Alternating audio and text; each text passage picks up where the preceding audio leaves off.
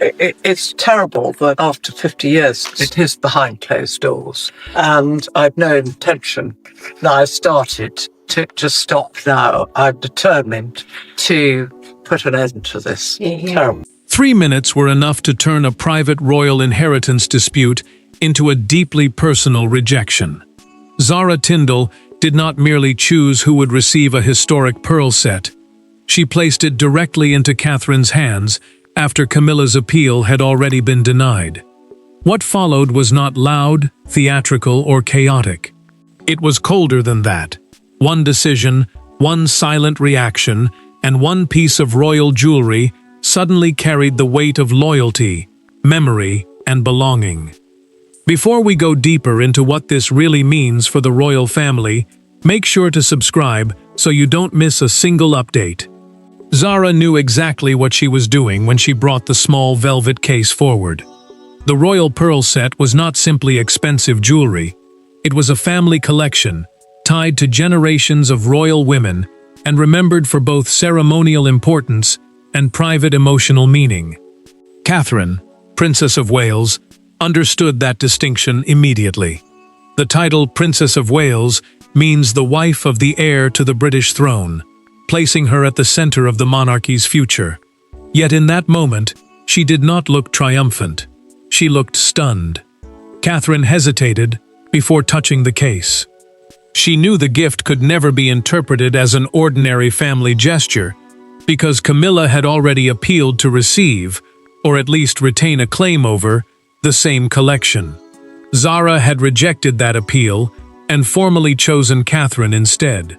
The younger royal closed her fingers around the velvet case and quietly told her the decision had already been made. Catherine looked down, then back at Zara. There would be no negotiation, no delayed review, no quiet reversal later. Camilla received that reality separately, and the silence was brutal.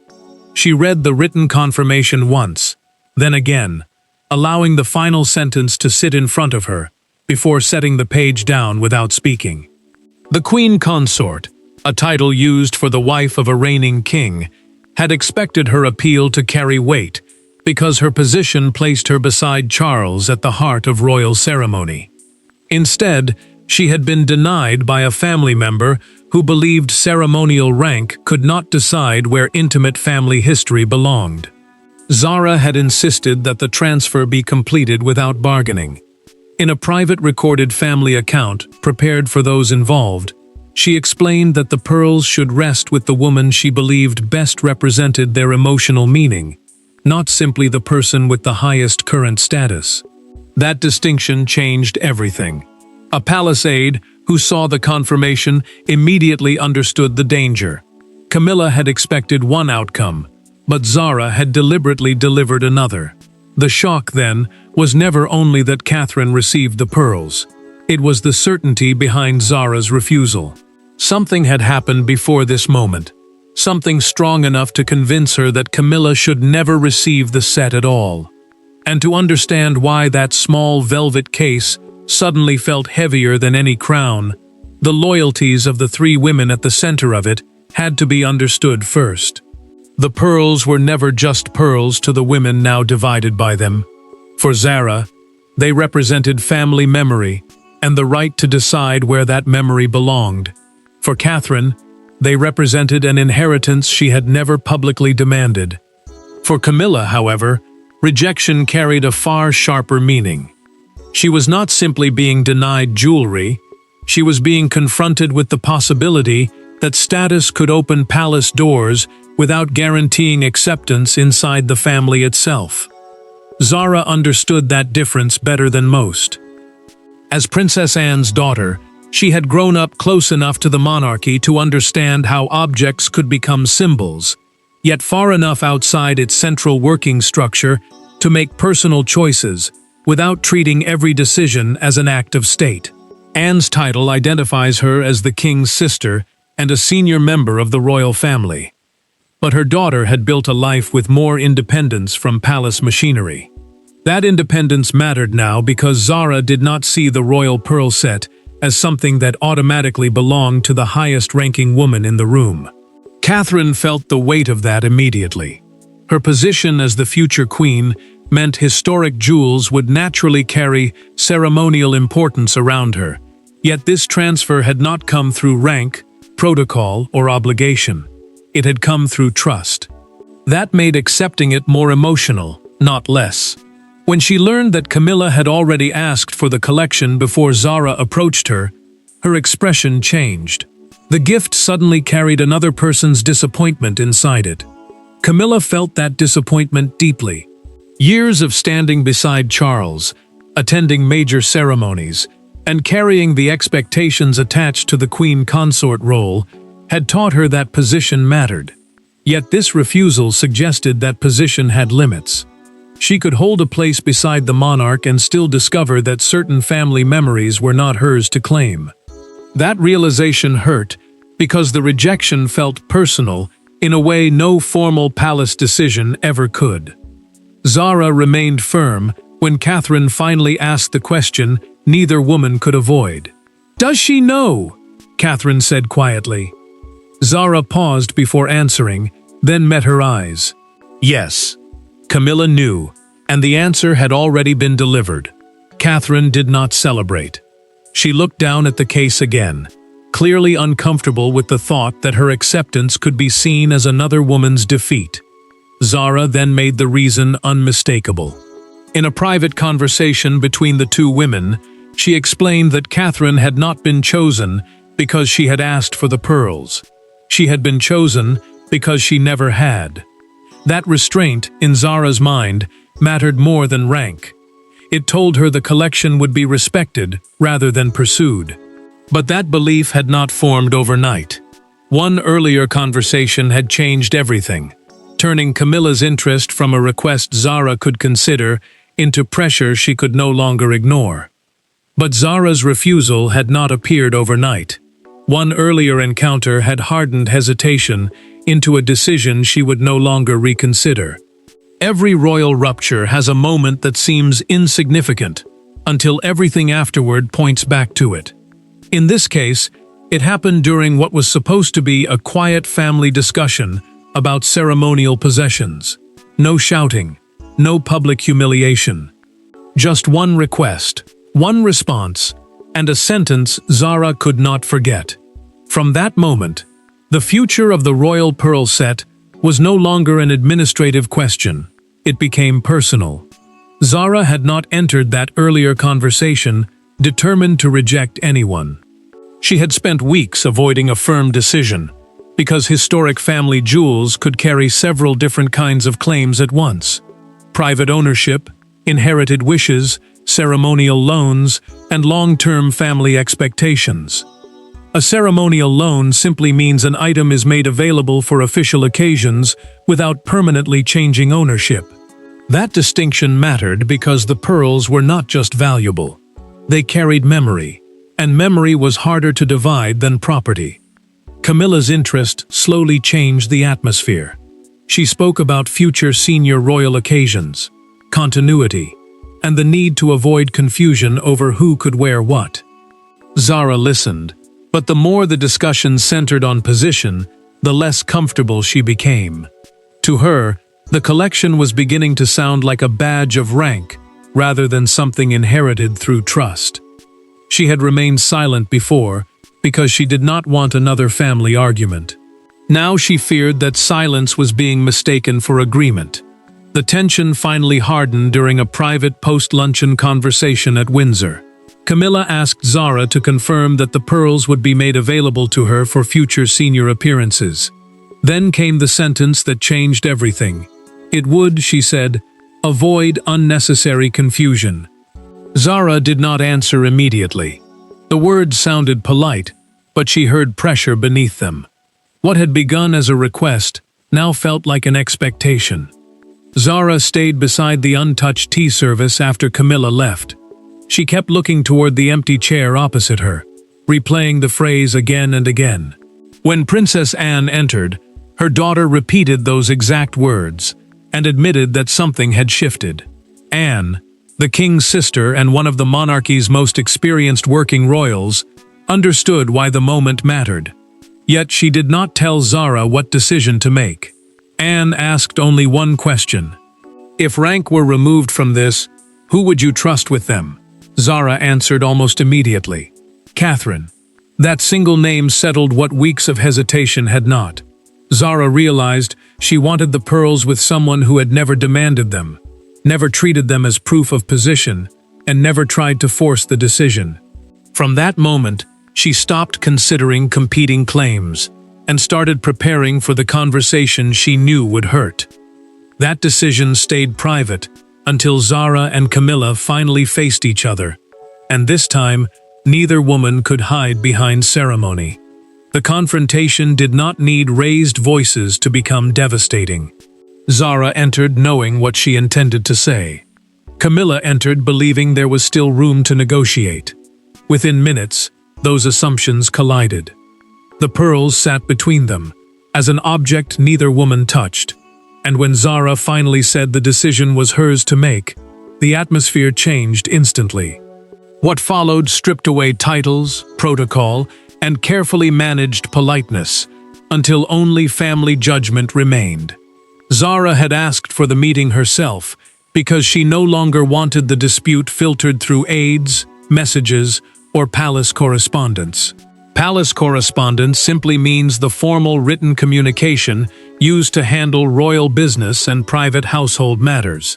She wanted Camilla to hear the answer directly from her. That mattered because the issue had already become too personal for another carefully worded note.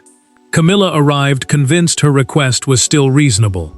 As the king's wife, she attended major ceremonies where historic jewelry could signal continuity, dignity, and connection to the monarchy's past. She argued that keeping the pearls available to her would avoid unnecessary questions and prevent a private disagreement from becoming a public rebuke. Zara listened, but the same argument that Camilla believed strengthened her case, only made the younger woman more certain. Zara became firmer when seniority entered the conversation. Camilla spoke about position, continuity, and the expectations attached to her place beside Charles. To Zara, those words confirmed the problem. The pearls were being treated as something rank should unlock. She pushed back quietly, saying that fear of public interpretation could not decide a private family choice. The collection was hers to place, and she had already decided where it belonged. Camilla finally asked the question she had been avoiding. Was Catherine behind this? Zara answered immediately. No. Catherine had not asked, pressured, or even known that a final decision had been made. That answer landed harder than accusation would have, because it removed the possibility of blaming another woman for the refusal. Zara then said it plainly. Catherine would receive the royal pearl set, and there would be no temporary arrangement, no shared claim, and no later appeal. Camilla stared at her for several seconds before asking, "So there is nothing I can say?" Zara closed the pearl case, slid it toward herself, and answered, "Not about this." Camilla left wounded, but she did not leave defeated in her own mind. The queen consort understood that Zara could refuse her. Yet one person still stood close enough to the dispute to change its direction. The door closes on the confrontation, but the argument does not end there, because Camilla takes her disappointment directly to the king. For King Charles, the problem arrives in the most dangerous possible form: a private family dispute carrying public royal consequences. Camilla wants him to intervene. Zara expects him not to. Catherine wants no confrontation at all. And sitting between those positions, the monarch understands that whichever way he moves, someone will interpret it as a declaration of loyalty. The pearls have now reached the one desk capable of turning a family choice into a palace crisis. Charles feels the pressure immediately because he is being asked to act as both husband and head of the royal household. The royal household is the network of staff and offices that supports the monarch and senior members of the family in their official duties. As Camilla's husband, he understands the humiliation she feels. As king, however, he also knows that personal ownership cannot simply be overridden because one family member holds a higher title than another. Camilla speaks plainly when she meets him. She tells Charles that Zara's refusal does not feel neutral. It feels like a deliberate statement about where she stands inside the family. The rejection, she says, has reduced years of public duty to a reminder that some doors remain closed. Charles listens without interrupting, but the pain in her words does not erase the larger problem. If he intervenes simply because she is his wife, he risks proving Zara's fear that rank is being used as pressure. Anne makes that danger even clearer in a private conversation with her brother. She does not attack Camilla, and she does not ask Charles to choose sides. Instead, she reminds him that Zara's decision must remain Zara's. Royal hierarchy, the order of rank and seniority within the monarchy, may shape official events, but it should not be used to reverse a private family gift. Charles knows she is right, even if accepting it makes the situation more painful. Charles finally reads through the relevant correspondence himself. The words are careful, but the conflict behind them is not. He reaches the end of Camilla's appeal, removes his glasses, and sits in silence for several seconds. Then he says quietly that he cannot order Zara to surrender something that is hers to give. The decision cuts deeper when Camilla asks whether he will at least speak to Catherine. Charles refuses that too. He will not pressure her into declining a gift merely to soften the consequences of another person's disappointment. The monarch looks frustrated, not triumphant. Something tied to family continuity has become a test of belonging, and he hates what that has done to everyone involved. For Camilla, that sentence lands like a second rejection. But Catherine now faces a choice almost as difficult as Zara's original one. Catherine had done nothing to start the dispute, yet suddenly she stood at its center. Refusing the pearls might soothe one wound, but insult the woman who had deliberately entrusted them to her. Accepting them would honor Zara's decision, while making Camilla's rejection impossible to ignore. There was no neutral choice left, and when Catherine finally opened the case again, the consequences of Zara's decision became real in a way palace correspondence never could.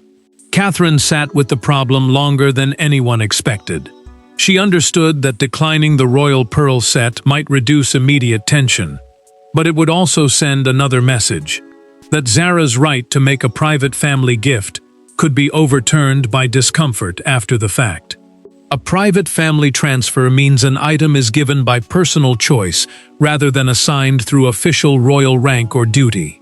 That distinction mattered because accepting the pearls was now about more than ownership.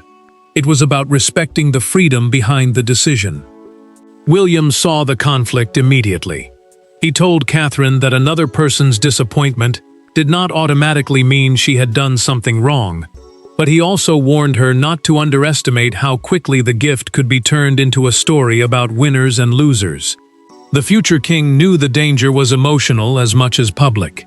If she appeared pleased by Camilla's rejection, the entire meaning of Zara's gesture would change. Catherine felt that risk deeply. She had sympathy for Camilla because she understood what it meant to have every royal gesture examined for hidden meaning. Yet she also knew that refusing purely to protect the queen consort from embarrassment would place the burden of peace on the wrong person. Zara had made the choice freely. Catherine could not erase that simply because the consequences were uncomfortable. Zara, meanwhile, feared silence for a different reason. She worried Catherine might refuse because she wanted to stop the conflict, and that would mean the original pressure had succeeded after all. When the answer finally came, relief was mixed with seriousness. Catherine would accept the set, but she would not wear it immediately or present it as proof of victory. Catherine lifted one strand from the case and studied it for several quiet seconds. Then she returned it carefully to the velvet and looked toward William. "I will accept it for the reason it was given, not for the argument around it." The prince understood exactly what she meant. The pearls would be treated as responsibility, not conquest. Camilla learned of the acceptance through a brief written confirmation. She read it alone, and the distance between the women suddenly felt sharper than before. But Catherine did not celebrate. Instead, she asked Zara for a private meeting. And when Catherine finally sits alone with Zara, away from aides, titles, and palace expectations, the conflict shifts from possession to purpose. The turning point comes without Camilla, Charles, Anne, William, or a single palace official in the room. Just Catherine and Zara, sitting opposite one another, with the pearls between them. For the first time since the dispute began, neither woman talks about hierarchy. They talk about memory, trust, the women who came before them. And in that private conversation, Catherine makes one choice that prevents the gift from becoming a weapon. Zara speaks first, because she needs Catherine to understand what the transfer was meant to protect. She says the pearls were never supposed to become part of a contest over precedence. Precedence means the formal order that decides who ranks ahead of whom at royal events and ceremonies. To Zara, that system had nothing to do with the emotional life of the collection. She wanted the set preserved as a family inheritance, not absorbed into a struggle over who had the strongest claim to wear it. Catherine understands the danger.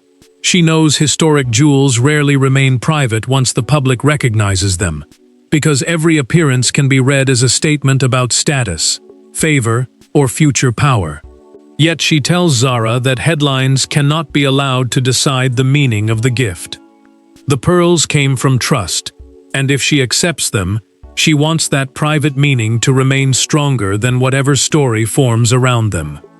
Zara then admits the fear she had not voiced before.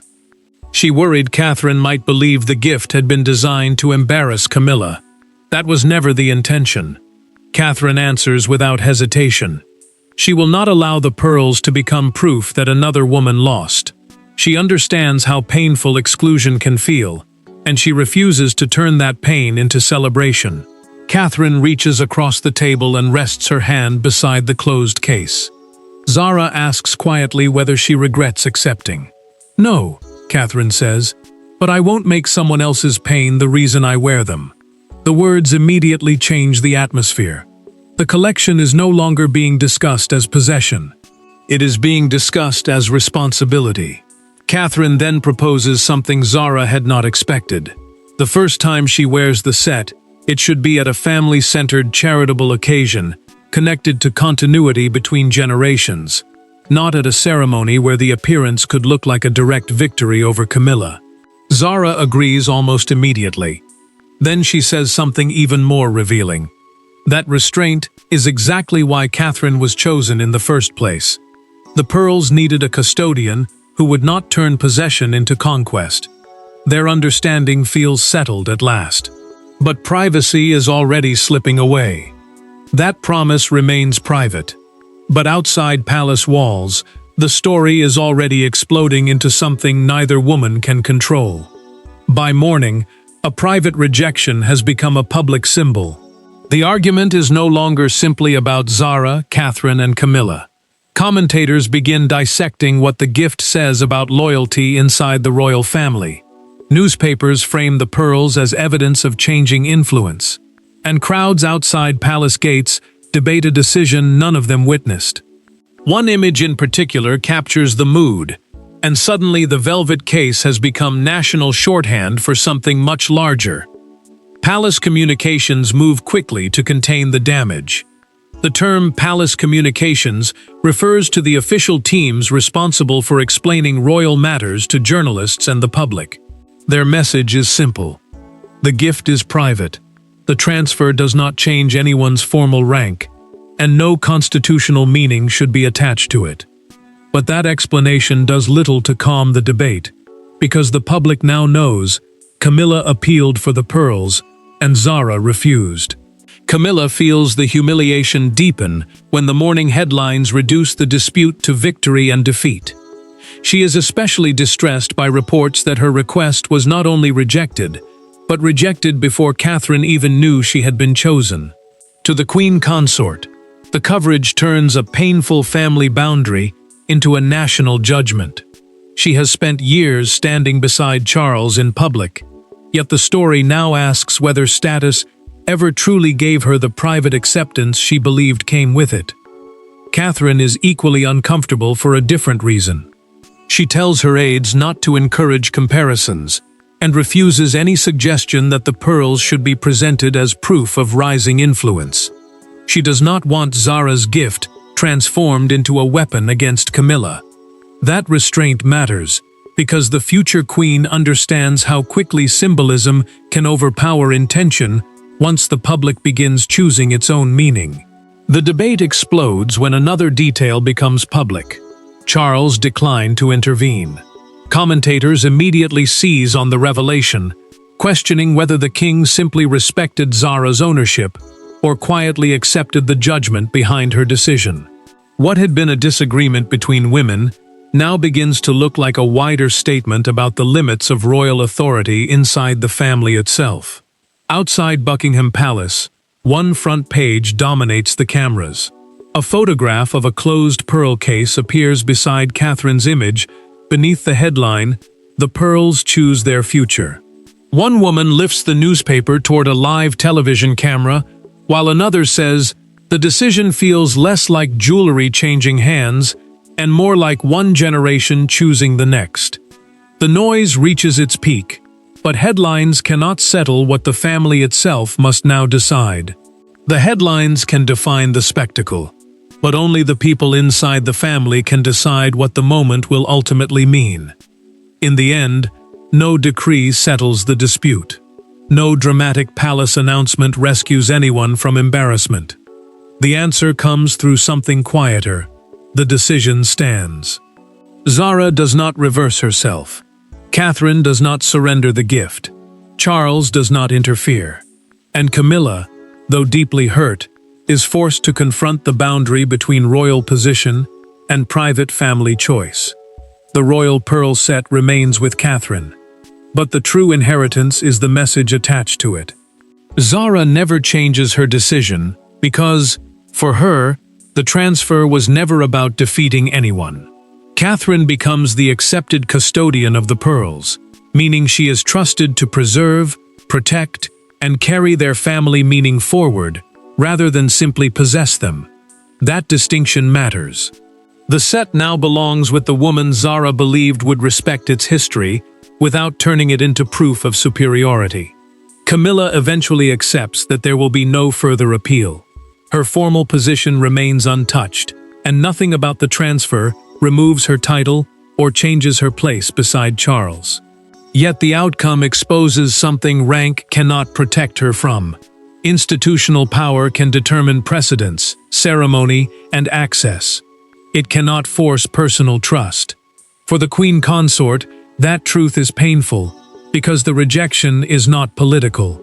It is personal, and there is no official order capable of reversing it. Catherine refuses to celebrate. She understands that dignity now requires restraint, especially after weeks of headlines describing the dispute as a contest between two women. When the first carefully chosen occasion finally arrives, she wears the pearls without comment. There is no declaration and no attempt to explain what they mean. The silence itself becomes the statement. Zara notices them across the room and gives Catherine a small nod. That gesture confirms everything the transfer was supposed to represent: memory protected, trust honored, and responsibility accepted. Camilla notices too. She remains composed, turns back toward the guests, and makes no challenge. Nothing is reversed. Nothing is reopened. The argument is finally over. Charles allows the matter to end exactly there. The king does not attempt a last-minute compromise because he has understood the deeper lesson. Even a monarch cannot control every private choice within his own family, and trying to do so would only destroy the meaning of freely given trust. The royal pearl set had passed from one pair of hands to another, but its deepest message was now unmistakable. Inside a monarchy built on inheritance, the most powerful things are sometimes the ones that can only be given freely. Thanks for watching. Please don't forget to like and subscribe, and we will see you in next one.